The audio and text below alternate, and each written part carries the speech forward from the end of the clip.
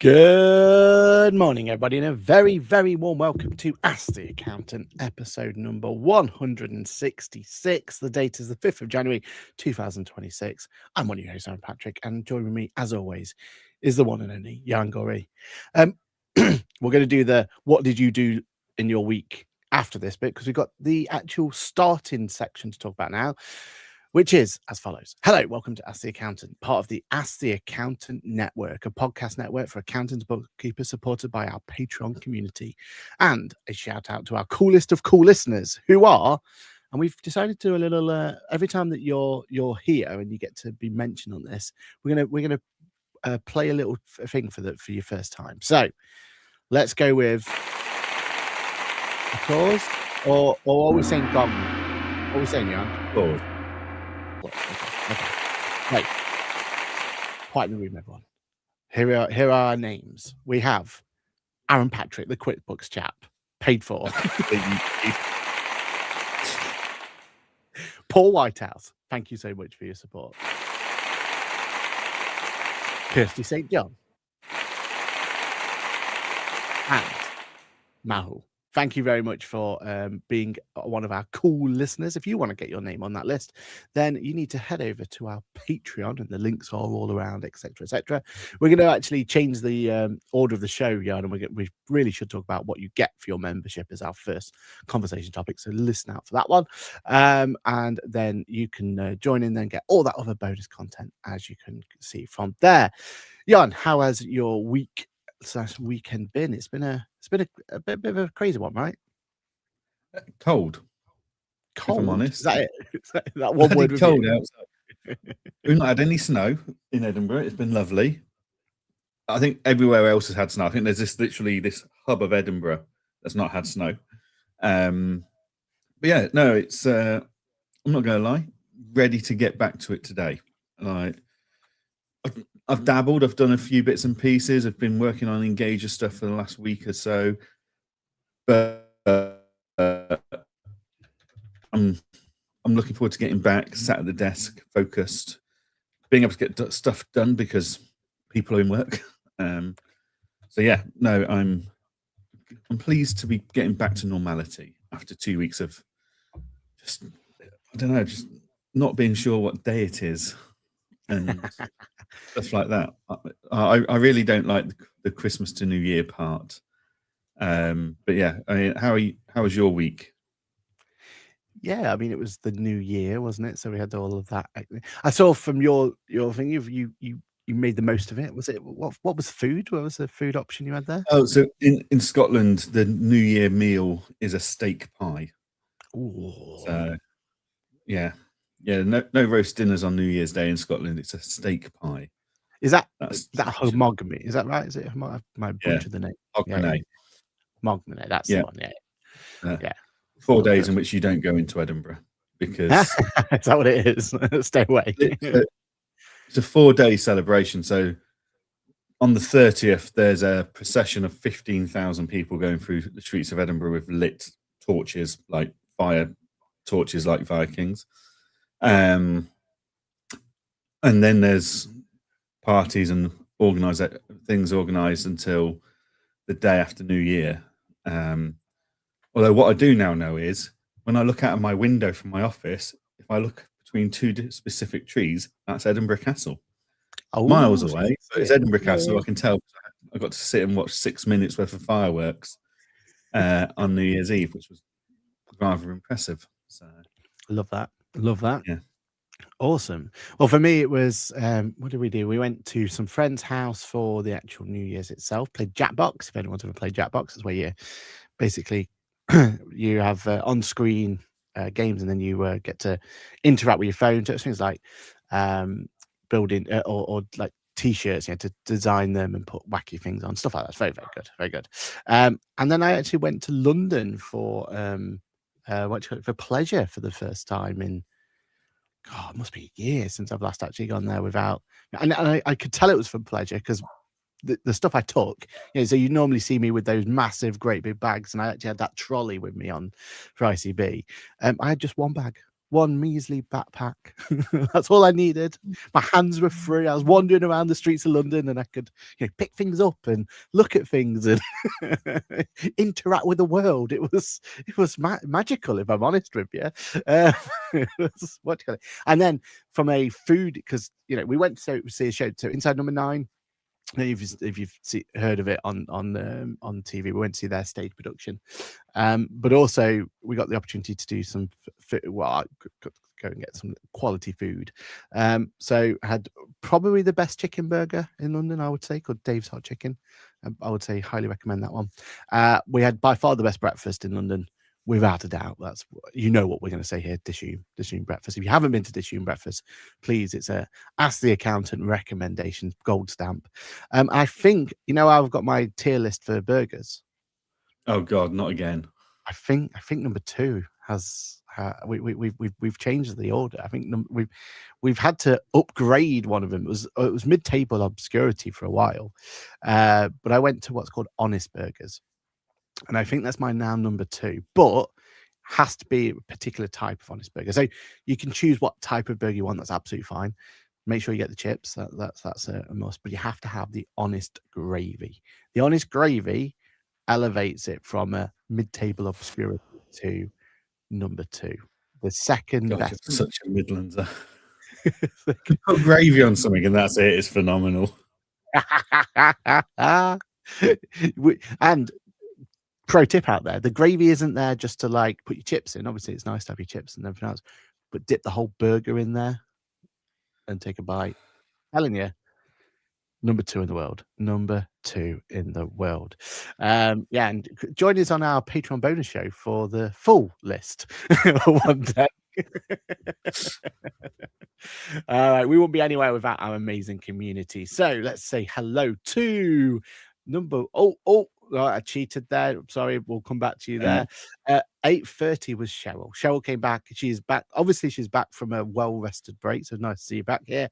And as always, nailed that number 1 8:30 spot. So good morning, happy New Year to everyone from snowy South. So good, happy New Year to you too, Cheryl. Okay, so John, one of our amazing Patreon cool listeners, says a snowy good morning everyone and a happy New Year. Mahu, one of our other cool listeners, said good morning and happy New Year everyone from sunny and chilled London. Stephanie Marshall says good morning all, happy New Year to you too.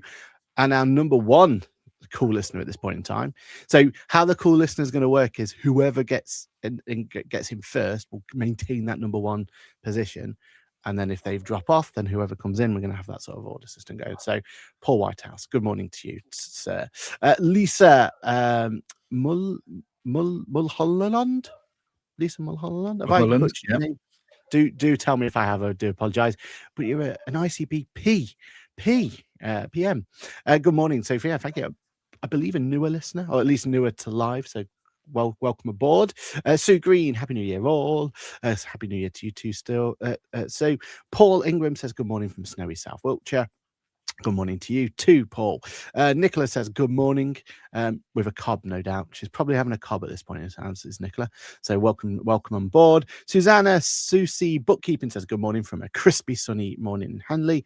Susanna Whelan, one of our actual network for the MTD series, says good morning to you too. Stephanie Marshall says no snow in my part in Kent. Well, I can tell you we have snow here in good old Hilton, Derbyshire.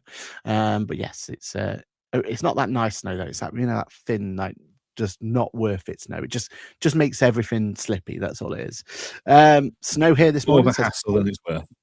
Exactly. It's Paul down in Portsmouth says snow here this morning. Lisa says it's a white out here in Elgin. Elgin. Where are we saying Elgin is? And I love in the little. Oh, it's Scotland. Oh, okay, all right. Oh, Elgin, Scotland. Well, you've said it now. Mate, if we need correction that new sound effect for correction corner ready. Yeah, let us know if we need correction corner, Lisa. But Elgin, and I'm loving the snowman little emoji there. Yeah, Scotland. love an honest burger. So it's Scotland, we're okay. No correction code Yeah. needed. Suzanne says, I love an honest burger. Do you know you can buy that? You can buy the great. Wait, tell me, right? I once walked out there with 4 tubs of stuff, amazingly good. It made it, right? Like, honestly, gold star recommendation on the Ask the Accountant Network is for the gravy from Honest Burger. It elevates it to another level. Absolutely wonderful stuff. Right. I'm just going to hijack the start of the show because we have some show notes ready to go through. But we have launched the Ask the Accountant podcast network membership options. You have 2 options available. You have the Cool Listener, which is why we had those amazing people shouted out at the very beginning. And then we have a tier below as well. I'm just going to go for the Cool Listener one so you can decide which one you want from yourself. But what's included in your membership? You get general support. So we're going to have a community there to talk all things accountancy based and practice based and go through from there. We got our member shout out. That's why you heard those wonderful names at the top, because they are our cool listeners. What they're going to get access to is not only a shout out on the show, but an exclusive not top trump card that's only available to those. And they actually graded as well. So you get your first one, and then you get a silver one and a gold one. It all looks very, very snazzy. They get exclusive voting powers on the not top trumps cards going forward. So we're actually going to redistribute points for certain people and stuff. So if you're one of the people with a card and you feel like, not 100% happy with this, and you need to start canoodling and smooching with the cool listeners we have, because they now hold the power to make changes on the cards going forward. And we have early access to elements as well. So we've already put up what's in my bag, so the a video based on purely on the gear and tech that I walk around with me, and Johann is committed to make sure that his will be on there soon as well, so we're looking forward to that. And then you get those access from there. So but this is just the start, right? We finally launched it. It's taken us long enough to get it out there, but it's finally out there. But we need your feedback. So let us know what else we could do, what you're looking for, anything like that. Give us some feedback. And what's your favorite part about the membership so far? Because you are now a member, aren't you? It's you have member status. What's your favorite part so far? I enjoyed your everyday carry video, and the fact that comes with early access. That's great. I like the chat boards in there and the sharing photos from events in there as well. I think it's another way to enhance the community outside of these weekly live shows, which is fantastic. Yeah, and there's the bonus show as well, which we completely forgot to talk about. The first bonus show is available now for everyone to see, and that was us ranking the swag of 2025 and before. So yeah, if you get a chance to go and watch that on the YouTube channel, please do. All right, who else we got? Just walked through the door. Catherine's here, says morning, it's Brassic, but we are off for a walk this morning. Oh, happy new year to you too, Catherine. Yeah, we've we wanted to take the puppy out for a walk, but she wasn't keen on the idea for some reason. So yeah, that might be later in the day when the sun's coming out. Lisa says north coast of Scotland, so yeah, no correction corner needed. I've got some fact checking for you here. Go for it. Most people in England think Hadrian's Wall, Edinburgh, Glasgow, that's north. Yeah. So Lisa is 122 miles further north than me. That's 3.5 hour drive to get there. Like Lisa's whiteout will last until April. Like that's it now. Trapped. Send an SOS, Lisa, if you need some help. It's north. North, exactly. You're north of the wall. A Game of Thrones reference. Susanna says, I'm going to have to upgrade. Well, there we are. We've done our job. All right, everyone. And again, please do give us the feedback, what you want to see, what you don't want to see, all that sort of stuff. Go for that. We have our Instagram community out there as well. We've got Beetle and Blue, Megan, Michelle, Rosie, XXXM, and Phoenix Consultancy. Beetle Blue, I know you put a question there, but we'll bring that in at the end if that's all right, where we start our show. proper.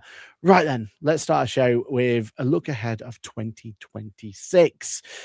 So, people who don't know, we've just had a new year. So, we're going to look ahead of 2026, see what we're excited for, see what gets us excited, and what we're looking forward to. And we're going to start off with, clearly, because it's me and Johan, and we get to run the show here, the technology that gets us excited. So, Johan, you go first on this one. What technology are you excited for in 2026? Because little CES at the moment, isn't there, to get us all excited? Yeah, so there's lots of rumors abound about different, like the iPhone Fold coming out and stuff. I'm not 100% sold on the concept yet. I mean, I'll probably have one just so I can try to change my life, but I don't know. I'm not. What I'm hearing about it at the moment isn't quite. I don't know how practical it's going to be on a day-to-day usage thing for us. Yeah. I think the M5 MacBook Pro, when that comes out, it sounds like that's going to have a built-in SIM tray or eSIM facility, so you'll have internet wherever you go, which will just be phenomenal. But yeah, I mean, from the smaller tech parts of the world, like this week, as you say, it's CES, which is a huge electronics conference exhibiting thing over in the US that happens at the start of every January. That's the one where we start seeing some cool things. So like that's where I discovered Claude AI for my note taking and stuff. So yeah, it's events like that where the newcomers kind of exhibit and stuff. Like, you know, I was chatting over the weekend about the new Clicks phone that got announced and whether we see a benefit in it. Like, it's kind of going back to BlackBerry style, which is quite cool. So yeah, the bit I'm excited for is the new technology, the new thing that none of us could sit here and predict today. Like 5 years ago, if you sat and said, "Oh, the new technology I'm looking forward to is ChatGPT," we'd all be liars because none of us knew what ChatGPT was. Yeah, we didn't expect it, etc. I mean, who knows what's going to be announced in the 12 months ahead? It's it's an exciting time in the tech world. So yeah, just I think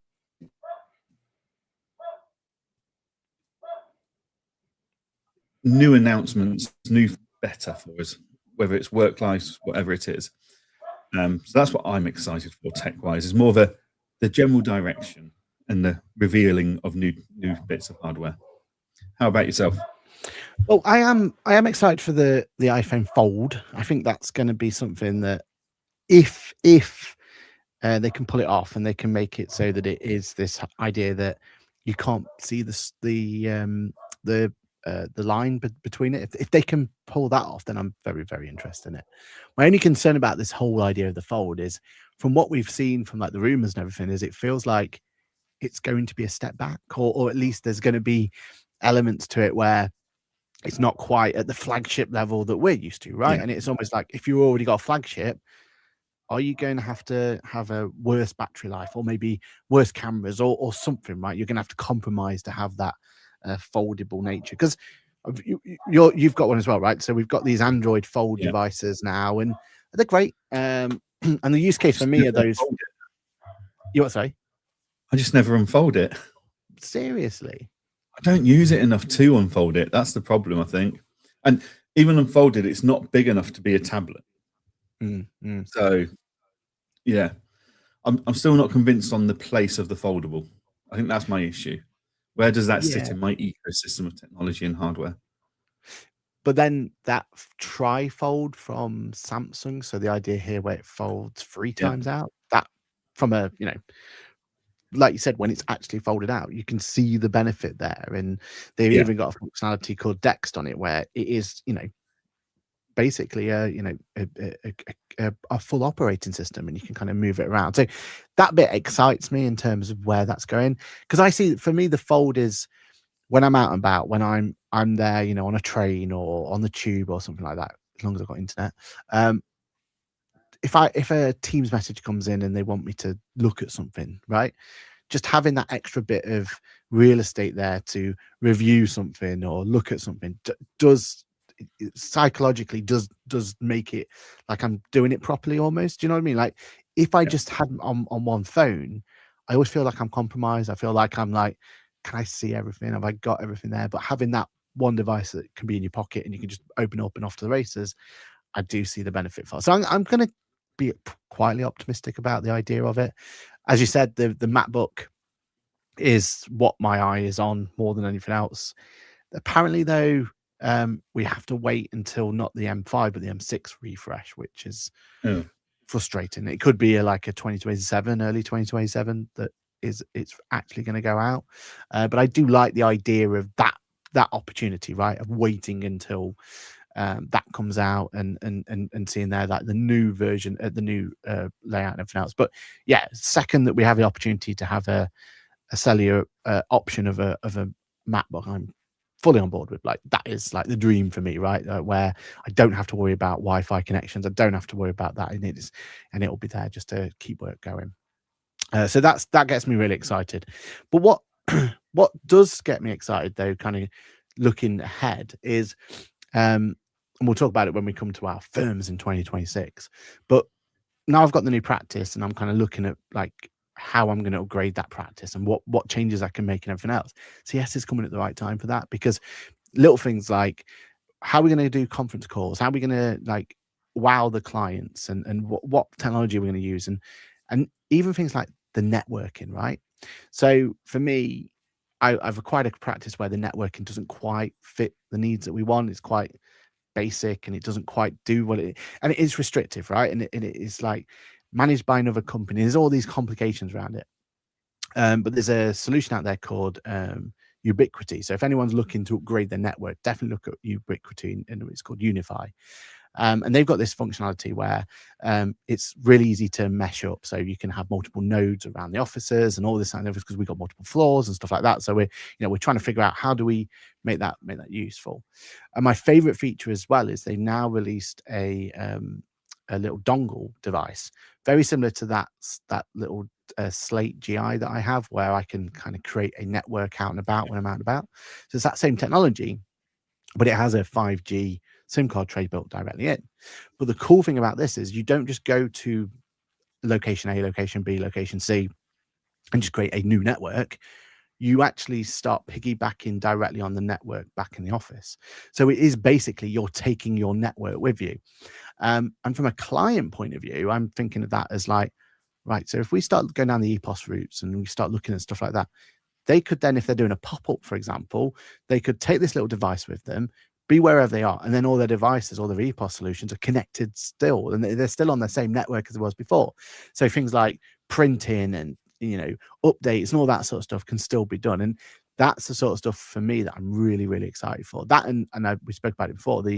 I'm really excited what Insta360 are going to bring to the table with their going down the conference call routes and all that sort of stuff. Like I feel like they've just dipped their toe into it and they're figuring it out from there. So it'll be exciting to see what comes from there. So yeah, I think this is going to be a really exciting year. And I know you kind of said that ChatGPT, we no one could have guessed it 5 years ago, but also we have no idea what their hardware is going to be, right? Like we don't know what that's going to be. Is it too soon for them this year? I don't know. Could they tease it maybe this year? Is it a teasing for 2026 with a release in 2027? We'll have to figure out and kind of go through from there. But that's what I'm excited. I'm excited for what ChatGPT's hardware division is going to bring to the table, because I feel like they've got an opportunity to bring together all this sort of stuff that we're looking at. So Claude is something that you highly recommend and look into, but I can see them going down a similar sort of route, right? The Insta360 solution that I've just bought, I think that's something that they'll probably look at trying to find a way to mothball in as well. And I think that's only going to be a good thing, because I'm now in that situation where I've bought this new Insta360 conferencing solution. Absolutely love it. It's great. I can stick it in the middle of the room because we now have a conference boardroom that we're trying to figure out how to, capture that data in and capture those conversations from. So a nice little device goes in from there. But I've got to have another subscription for another solution, for another service, another software. Do you know what I mean? Like that's the bit that it for me is really like tricky in terms of trying to make it so it's adaptable for everyone to use, because then you've got to teach them how to use it. You've got to train them. You've got to keep that subscription going. You've got to install it on Ultimate Ones. If it was all in one solution, like ChatGPT is one service, that's where I think the benefits come from. So yeah, I think it is really exciting, isn't it? And there's kind of opportunities there for us to look into. I mean, do you feel like we're too soon for ChatGPT's hardware announcement? Do you think it's too soon? I think we are. I think we'll be seeing it at the latter end of this year, ready for release in 27. Yeah, I think it's too soon, and it's new to them, isn't it? They're going to have to do a lot of refinement and building and testing, so I think they're going to need a lot of time. Yeah. Paul says he's been planning his event calendar. Keep that in mind, because that's one of our topics we're going to cover later in the show. I don't know what that was about. Oh, actually, I've just remembered. AIM, I completely forgot to go back to you at the 8:29. Sorry, AIM. But yeah, 8:29. You were so close on going to. But AIM says good morning. Good morning to you too, sir. Paul Whitehouse says watching this on the Z6 open screen. See, there is a use case for it. It's to consume our content. Folds. My son loves his Pixel 9 Pro Fold. Can't see the join, and can use the big bit split, so it has two screens. Interesting. So you can't see on the new Fold. See, I had a Google Fold for a while, and I don't know, I just feel like Google, they're saying it's their operating system. They didn't quite understand the the need of the Fold or what the Fold could do, and it just didn't quite work. So yeah, I'm very much gone down the Samsung route for my Fold at this point in time. Right, so that's a look at the hardware. What about software sort of thing? What software release for are you excited for 2026? Johann, go first. Where do we start on this? So knowing what's on the roadmap for Engager and TaxCalc is very exciting, but I can't talk about any of that. But I'm excited to see the overall message from the Fusion event in November was about the efficiency that can come from fusing these two softwares together. And yeah, I think we're going to start seeing that very soon this year. There's lots of great plans, lots of great things being worked on. So I'm excited to see that. I'm excited to see where Fixer AI goes. So I did it a bit of a disservice last week. I didn't mention it as my favorite, one of my favorite softwares, but it definitely deserved an honorable mention. So I started using Fixer AI on the 24th of October. In that time, it is filtered, sorted, and organized over 12,000 emails. So in 2 months of use, it's dealt with 12,000 odd emails. It's drafted over 500 emails for me. The drafts are incredible. What I would like to see them do is start having like Zapier integrations so that my Claude notes can go into it, because the Fixer AI's meeting recording is great, but it doesn't suit all circumstances. So there's some workarounds and stuff. I don't like anything that's a workaround. I like to just get on with things. But there's speculation they're going into diary management and calendar management in a deeper way, and that would be quite cool. Like that's the one thing I've yet to find a solution for. Like I've tried things like Motion, and Motion's overkill for me. I don't need that, but I need something. So yeah, just see what Fixer AI's got in store for us in the next year is going to be interesting. Yeah, what else? I think we'll see what Xero, QuickBooks and Co bring to the table. But I don't think there's anything out there that overly excites me from any of them. But yeah, like I'm hoping for, not necessarily excited for, but hoping for, is that these software companies stop using AI as a marketing gimmick and actually deliver tangible value and tangible benefits of AI in our tools, rather than going, oh, we've got AI and it's actually skin deep and just a marketing gimmick. Like, I want true tangible benefits out of using the latest technology out there. Yeah. Yeah, but yeah, what about yours? What's your software you're excited for? I think this is a big year in terms of, for me, practice, just overall trying to make it more efficient, right? Like efficiency is going to be the key for 2026 for me. So I'm on the lookout for potentially a new ticketing system. I I'm a HubSpot power user. I love HubSpot, but the pricing just gets beyond ridiculous for some of the features you need. It's awkward as well because the jump in the price points and from the users and everything else, it's just so extreme. And I can't understand why. And some of those features are obviously gatekeeped in your higher tier, and you're like, that feature is really, really important to me, but I can't justify the cost. I can't justify the price increase. So, I've been looking at other ones like Odoo, for example, which I think is a solution I think we've all got to keep an eye on. Like they're saying the right things, they're doing the right kind of attitude with it all. And I think if they nail that idea of what they're offering, I think there's definitely a thought process down there of that being something to keep an eye on, especially from a client's point of view. A ticketing system or a CRM system or something from a client's point of view, there's a really good price point and an entry level there for them. And their accounting system seems okay. It doesn't quite hit the heights of QuickBooks Zero, etc. But it seems like a good starting point. So I'm definitely really interested in looking at that. Someone who took my eye was the IQ Suite, who are they've got Reconcile IQ, Code IQ, and Ledger IQ.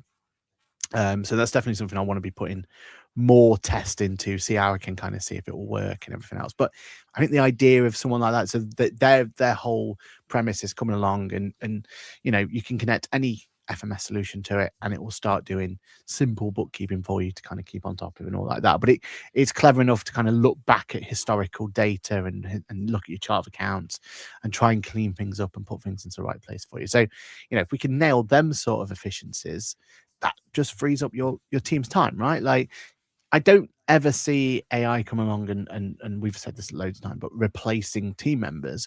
But if we can get out of the way of doing their, mundane day-to-day job and free up them so they can actually add value to clients, I'm well up for that, right? And if it's just the case that, there's something in the background ticking over and doing that basic bookkeeping. And the way I always describe it when I'm like teaching QuickBooks or anyone like bookkeeping, it's getting rid of the noise, right? Like 95% of your business transactions for a lot of the smaller clients, it's just pure noise, isn't it? It's just same subscription they've had for the last 11 months, and it's like, well, let's put this here, let's do this there. Let's get that out of the way so that when your team member jumps in and they got to look at like doing the bookkeeping, they can focus on those real complicated and complex transactions, right? That might need splitting or might need matching or need some form of human intelligence to come along and actually do something right with it and get it right first time. Danger if they go in and they've got 50 transactions is they don't notice that one important one, right? Or two important ones, right? They'll be in autopilot mode and go, no, I've seen it so many times with my team where they've just like been in autopilot mode and posted transaction X and not really thought about it, not really given it its attention needed. Whereas if we give them back that time and they're going in and that's just what they've got to focus on, all these more complicated ones, I'm really excited about trying to, kind of work with the team to kind of build that there. I'm also really excited this year, and it's something we want to do in the Assicanted brand. We're trying to build some working papers that not only is, audit friendly, because we've got now #audit Amy on the team, but is like works with our current solutions, right? I've already kind of put the framework together and started kind of building it, and that's what I was doing over the break. And it's like, well, if we do our work papers in this FMS solution, why don't we grab that data, dump it into our working papers, and it gives us a score system, right? A traffic light system, green, yellow, red. Like, do we even need to go back to this one? Have we got already figured out everything from there? And I'm trying to build a working papers that is just more, easier to kind of just take it from a review point of view. How easy is it for us to review as the reviewers, right? Like, what tools can we give them with the fact that we've got ChatGPT and all that elements there? Can we use that? Can we draw from there? So, hopefully we can get that kind of off the ground and kind of figure out. But would love to kind of create some sort of Ask the Accountant inspired working papers that we can kind of put the training out there and get that out there. So that's where I'm seeing the software from a purely practice driven point of view. I'm seeing it at that PM level, that element. I mean, we've already got the practice management side nailed, but what else can we add to it to really help it kind of, take it to the next level, sort of thing? And I feel like this is the year where it's all about trying to find those efficiencies for your team to try and streamline it, to give them back capacity so they can either take on more clients or, do better with the clients we've got, right? Like, that's where my whole premise is going to be this year on that one. What are the teams saying, or the community saying? It says, I've been looking into ticketing and messaging platforms like HubSpot, Client Windows. So perhaps a topic for a Patreon chat. 100%. And I think that's the problem. Is it's not something we can have on the main channel because there's so many nuances around it, isn't there? Like, a ticketing system to me is absolutely crucial for how I run my practice, right? Like, I couldn't run the practice without it. But I also can't just jump and change and move around ticketing systems. I've got to go through the pain of trying to find all the ones there and try and find the right way. To do the due diligence on it. Yeah, and I think we've in the past we were able to be a lot more agile with this, weren't we? Like, me and you would find a new solution, something shiny, and we'll implement it the next day and job done. Like that's it. Yeah. But now we've got much bigger teams, much bigger client bases. For me especially, I've got regulatorial issues, blah blah blah blah blah, holding me back. So we have to have a much more prescribed way of going, right, this is the solution I want. Here's a thought map of what the solutions are, and we're actually project managing bringing in a new ticketing system, right? Which 2, 3, 4 whatever years ago would have been obscene, right? We'd have just gone, well, just pay for it, put it in, and if it don't work, we'll strip it out again, sort of mentality, wasn't it? Right now we're having to like properly go through all these like you said, due diligence of it all. And I just feel like that's where I'm really excited for this year 2026 in terms of, I feel like there's enough out there, and I've heard of a new system for kind of ticketing that aimed at accountants. So I'm really excited to see how they progress and how they go through. And I think WhatsApp and communication like that is going to be crucial going forward, right? That's what clients' expectations are. Yeah. So trying to build them all into one place. And what we don't want is, what you don't want your team to have is all these different windows they've got to manage, right? They want to be in 1 or 2 different places, and then they can do everything from there. So have you thought anything more about kind of how I suppose from your point of view, it's you've got the privilege of kind of going, right, well, I can make it all work in Engager, right? Because you've got the opportunity to kind of help steer where it's going to go left and right and everything else. But are you still confident that it's purely just going to be Engager driven for you? Yeah, it will still remain Engager driven, especially with the sales Kanban board and stuff that we've got coming up this year. So we'll be able to take our sales from inquiry right through to engagement and delivering the services. So that deals with a huge headache in my firm of missed out revenue opportunities. Ticketing, we already do in Engager. Like, I know it's not to the level that you're looking at and complexity that you're looking for, but all of our clients are told to email support at, because that way, if a team member's off ill unexpectedly or on holiday and your clients have forgotten or something, they're not missed whilst we're waiting for that person to respond. So our clients are very much aware that even if you just CC support in, that will guarantee you a response that day. So that all goes to one central mailbox. We then create those into tickets in Engager or tasks in Engager, and we deal with it from there. We use Client Window. We've had Client Window on our web in our firm for the last year now. We've actually got WhatsAppers buttons on our website. So we don't have a customer form. We don't have a chat bot or anything. We've just got, WhatsAppers. Yeah. And we've done very well financially out of that. Like, we've picked up a lot of work out of that because people are like, oh, these guys are out, they're ahead of the game with WhatsApp. So that's done us the world of favors. Yeah, just wait and see what we've got this year, because it's a constantly moving thing. So yeah, it's going to be a good year, put it that way. Yeah, but I think consolidation's got to be the key this year, right? App fatigue has been such a we're almost bored of hearing it now, right? But it is so true, isn't it? We don't want to have multiple places to try and go to deliver client work, right? We want to have that, either one centralized hub or at least more, a couple of centralized hubs that we can maintain and keep on top of. But if you look at America, like their practice management tools over in America at the moment are starting to do things like month-end work. Like, not only does the practice management tool tell you to do this task, it helps you achieve it by pulling in the data from the ledger softwares and stuff. So, yeah, it's there's some interesting things happening in America that I'm keeping an eye on. Yeah, I mean, I think that's when having good solutions like Xenon is so crucial, isn't it? Because that's where they can help kind of achieve that for you and kind of bring that information in. So, yeah, I'm hopeful that 2026 is going to be one where we can find ways to do it. And I get client window, and I think that's a really nice tool and everything else. But I don't know. I don't want to prescribe to another dashboard, another element that we've got to keep on top of. I know it's worked for you guys, but for me, has to come into one of my other central databases. It has to be there for me to kind of have that confidence on it going forward. Just so we've kind of seen what everyone else said. Jenny says, I've always had Samsung, thinking about switching to Apple soon. I love that. And who's the top and bottom? Well, our names are just here, sir.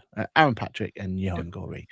There we are. Okay, cool. Let's do events then. So I've quickly got a little look ahead of what events we've got. So this is helping Paul make sure he's got his right ticket, right events going forward. Alternate accounting and show and all that lot is the 2nd to the 4th of March. That's kind of where theirs is going to be. Then we've got Fab. But remember, it's now not the Festival of Accounting and Bookkeeping, it's the Finance Accounting and Bookkeeping Show. Is in NEC Birmingham on the 11th to the 12th of March, so a 2-day event. 2020 is going to be in Birmingham on the 23rd of April. Accountex London is 13th to the 14th of May in Excel London, going back to there. But they've also got that extra section this year, haven't they, which we'll talk about more when we get to it close to the thing. But they've actually got a more kind of finance accounting element of it as well, which sounds awesome. Then it's Xerocon in London Olympia on the 8th to 9th of July. That's that been officially said there? Oh, okay. In Olympia now. That's a different place to have it, isn't it? That's in fact, I'm really, really grateful that they're trying something new and going somewhere new. So that's nice. Manchester Central in the 15th of September for Accountex Manchester. Digital Accounting Show on their new location in Excel London, 7th to 8th of October. And then you got like your ICAW annual conferences on the 16th. And 2020's annual conference as well to be announced. And then, of course, November is the ICB Summit and Lucre Awards. What are you looking forward to, Jan? That's quite a stacked accounting sector event. We've not even talked about the fact that QuickBooks is in there in March as well, in Woolwich. I imagine Free Agent's going to be on some sort of their roadshows. Yeah, roadshow. Sage will be doing a roadshow. Yep. And TaxCalc are looking at what we're going to be doing with TaxCalc and Engager. Do we take Fusion on the road type thing? Add to that things like SEMA, IFA conference, etc. It's going to be a busy year. It's going to be a very, very busy year. So yeah, I'm looking forward to all the events. As we all know, especially after last week, Accountex London holds a special place in both of our hearts.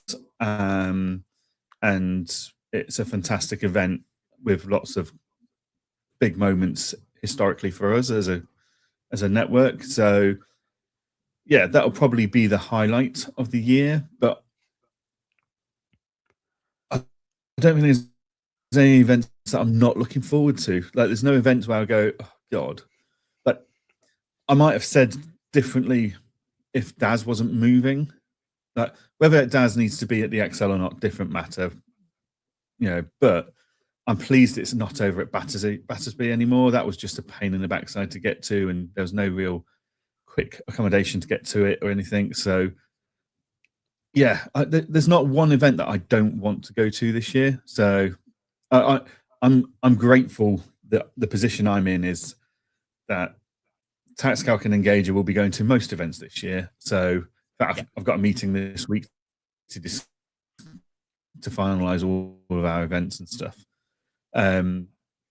So I get to go to these things, and I appreciate a lot of people got to make some choices between which events they can and can't go to through financial, time, etc., family commitments, and so on. But yeah, Accountex London is just phenomenal. If you're not into bigger crowds, then do Accountex Manchester.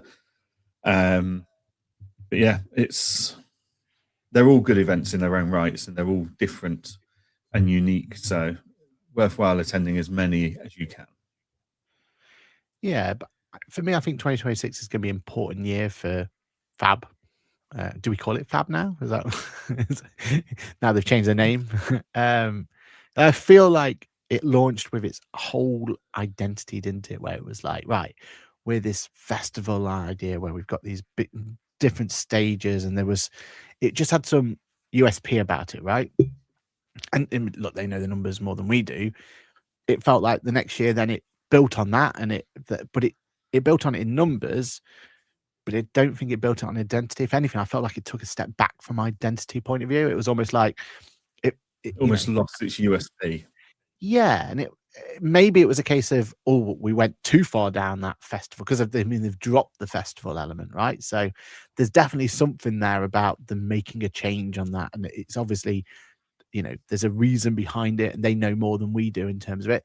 Still a much better event in my eyes than, what did they call it beforehand? It was the Accounting Web Summit, was it? Yeah, the Accounting Web Summit or whatever it was before, pre-COVID, that wasn't it? But yeah. But you and I felt they had something with the festival part of it.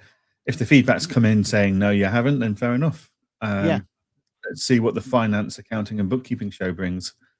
But for someone like us, like, having an identity like that makes it easy for us to talk about, right? And easy for us to promote for them, and easier for us to get people excited about. Has Fab got that element of excitement about it? That's what we need to kind of see. Because, I love the bookkeeping focusness of it. I think that's brilliant. I think the location's good as well. It's, it's different to the rest of them. It's not London. It's not Excel. That's a big tick in a lot of people's mind. I feel like this is a really important year for it to try and figure out its identity, what it brings to the table. Why is it? It's, because at the moment, is it just the first, quite proper show, or is it, the start of the season sort of thing, or is there something else to it? And yeah, we can see on that. I mean, alternative accountancy, is that something we should be looking more into? Like, we've never been there, and I think. Have you got a chance to go there with Tax Calc this year? Is that something that's on your radar? I don't know. I'd need to have a look. That's always something we've never really looked at, right? We never really. Yeah, there's a very long list of events pinned up on the Tax Calc office wall, on the whiteboard in there. I cannot memorize them all, so I'm not sure whether we'll be at that one or not. But yeah, it's one of those events that are picking up pace again, and it's Zoe's doing a great job with them, so it'd be interesting to see where they get to in 2026. Yeah, 100%. And then DAS is going to be a very interesting year for them, right? Like, they've made that big jump. They've gone from quirky areas, events, which added to it. Like, for me, especially the London stadium, so Tottenham Stadium, that was. Oh, no, not London Stadium, is it? It's not. That's West Ham. But the Tottenham Stadium, the White Hart Lane, New White Hart Lane, whatever they're calling it. That was such a cool event space, right? And it's something completely unique and completely different. Yeah, they outgrew it, and we understand why they weren't there for the following years. But that was such a cool, that added to that event, right? And that really elevated it in my eyes. Same with Battersea. Yeah, it wasn't the great location, as in trying to get there and back, but the event itself was wonderful, right? The venue was fantastic. Yeah, exactly. And my fear for Daz is that is Excel going to take away that uniqueness, that coolness, that wowness, right?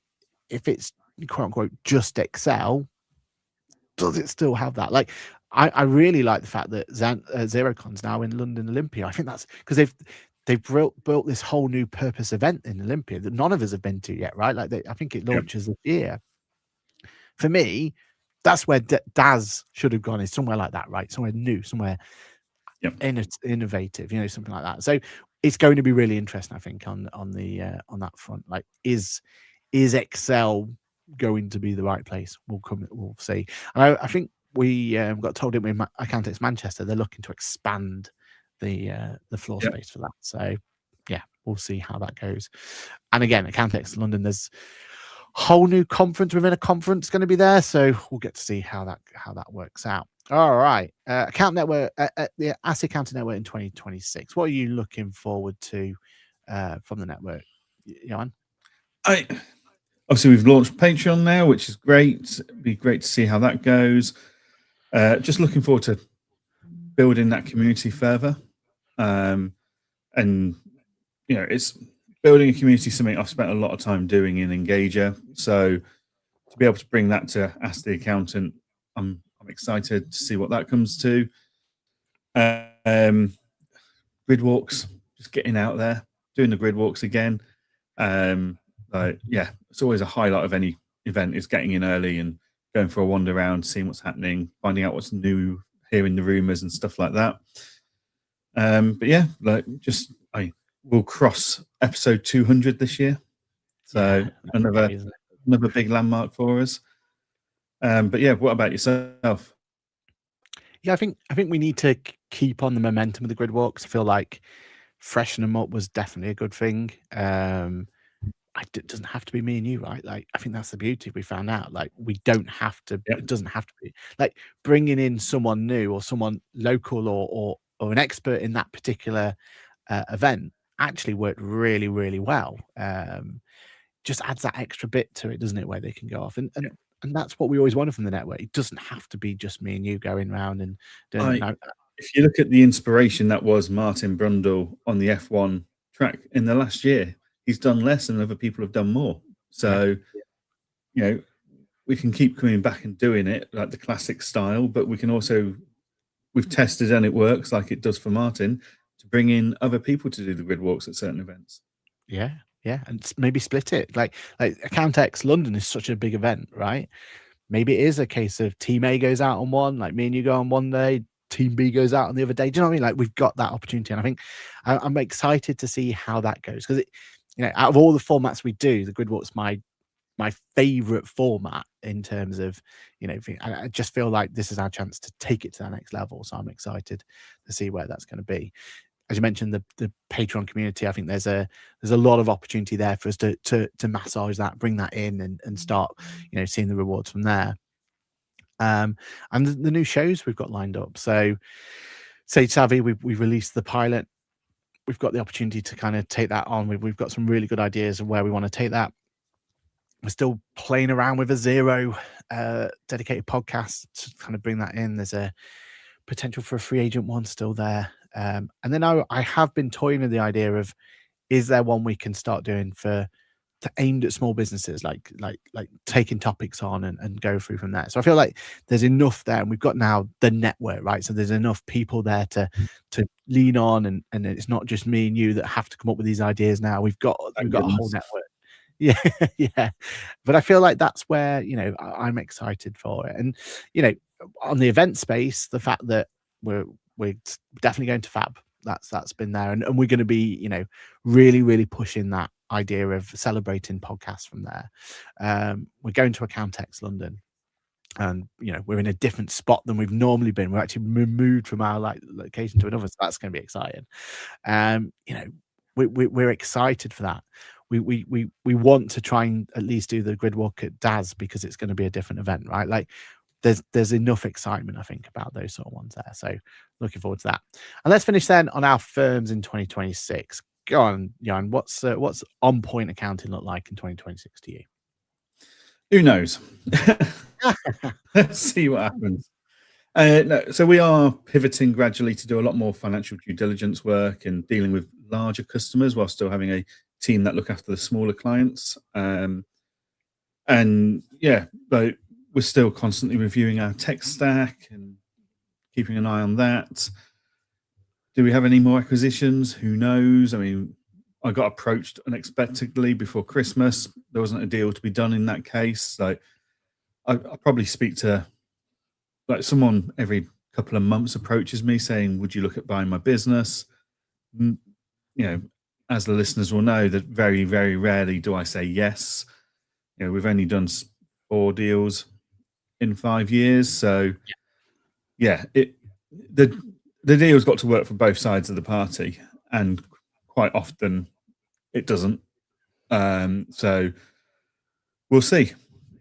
You know me, I don't do goals. I don't have objectives for the year or anything like that. I find if you do, you can become blinkered to opportunities. Like, I didn't set out with the goal of joining Engager or Client Engager back at the time, and being a part of a leading team of developing a practice management tool. So I could, if I'd set too many goals and I was too strict with myself, I could quite have easily have gone, "Sorry, Andy, that doesn't fit into my year-long 5-year plan," and I'd have missed out on a huge opportunity. So yeah, I very much keep it very fluid and kind of go, "No, let's see what happens." Like, we've got some directions. We've got our core values. That's our goal is to deliver our core values as a firm, which are all team focused, really. So yeah, we'll see what 2026 has got in store for us. Just take it a step at a time. How about yourself? Well, just on point, I feel like this is your year of really like cementing that tax calc and engager relationship, right? Like, one of the unique aspects of engager is always that it's like run by actual accountancy practices, isn't it? Like, Yeah. the best thing you can do is go, I'm struggling to grow because of XYZ. Like, I'm struggling to, this pain point is absolutely stunting our growth and stunting us getting to the next level, right? And you're in the unique position where you can go, right, well, like, this is how we fix it, but then let's test it. Let's make it work. Let's understand it. Let's figure it out. And I feel like that's where this year, because now it's out in the open, it's all there. That this is the year where you can really start using. You're already a tax code practice, right? You're already you're already there. You're already part and parcel of that, right? So if you're already a tax count practice and now you're an engager, also an engager practice, so you can see how that synergy goes. So I think that'll be excellent Yeah. for On Point going forward, right? For Yeah. me, this is a huge year. Completely rebranding in terms of what like my main focus on. So now there's a new brand, AAG, which is designed to be accountants advisory group, which is called, which is supposed to be the kind of top part of what my whole brand is all related to. So AAG holds the QuickBooks chap, it holds Boffix, it holds the new practice, which I can't say what the new practice is yet, but has Asset Accountant under it. It has Elevate Media, our new social media solution. So for me, my focus this year is how do I make AAG actually make sense? Like, it's all well and good having all these brands and having everything all there, but how do you make it so from a funnel point of view, if someone is interested in working with any of those brands I've just spoke about, how do they funnel down through AAG into the right area? So I think that's going to be a huge like change in my mindset going forward. Like, it's not the QuickBooks chap, it's not Aaron Patrick anymore, it is AAG, and how do we kind of get that to be a new focus going forward? I think that's going to be really interesting to see, and I think really important. If I mess that up, I think the rest of the brands just become obsolete, right? Like, it becomes really difficult to achieve. So yeah, and I think there's a lot of tech there that can help, but more than anything, this is going to be about brand awareness and brand building and figuring that out. So yeah, fingers crossed I've got enough clout behind me in terms of the QuickBooks chap and Boffix and all the other brands that we've already got. Hopefully they're all there and I can build them in and build it from there. So yeah, I think 2026 for me is a make or break year in terms of what comes next and how that goes. So, yeah, interesting times ahead. Interesting times ahead. But yeah, what's your opinion on AAG? Do you think it's got a ring to it or not? I think it'll be a complete success, like everything else you've done has been. So yeah, I'm pleased you've finally gone down the route of acquiring a practice. I wish you every luck because it's not easy. You've had a very long process to get to this point. But yeah, it's a very different leadership and management style set required and skill set required than growing organically. So Yeah, I yeah. don't know how you've done 4 in 5 years. I must completely honest, but that's where your hair's gone. Yeah. Yeah, no, it's a definitely way. But yeah, AAG. I don't know. Yeah, have we got that right? Is that going to be right? Is it the right name? Is it the right? You know what I mean? Like all of those questions are going through my head at the moment. Yeah. But we will see. Well, only time will tell. But I do feel like that's got to be somehow, some way, the focal point going forward, and it's got to be that. That's the area that when they see any content I do and they see any push that I make or anything like that going forward, it's got to go AAG first and then kind of flow way down. So we shall see. Not that ICAW are going to be happy about it, but they've got to be on board as well. So that'll be fun, won't it? Trying to get them to figure it out. Right. Awesome. Oh, a quick question here because I know we're just over time, but morning both. Are you still using the Plod device? Any new gadgets you'd recommend for 2026? Says RR Accountant. Well, you did talk about Plod device last week, so maybe go and re-listen to last week's thing. But is there anything from that company that you've heard of or anything else, or have they not announced anything yet? They've not announced anything. I'm not expecting anything. There's a lot of talk by HiDoc, which is one of the Plord competitors, about a AI recording pen. So if you're kind of a note taker but you want to capture the whole meeting, it'll be there.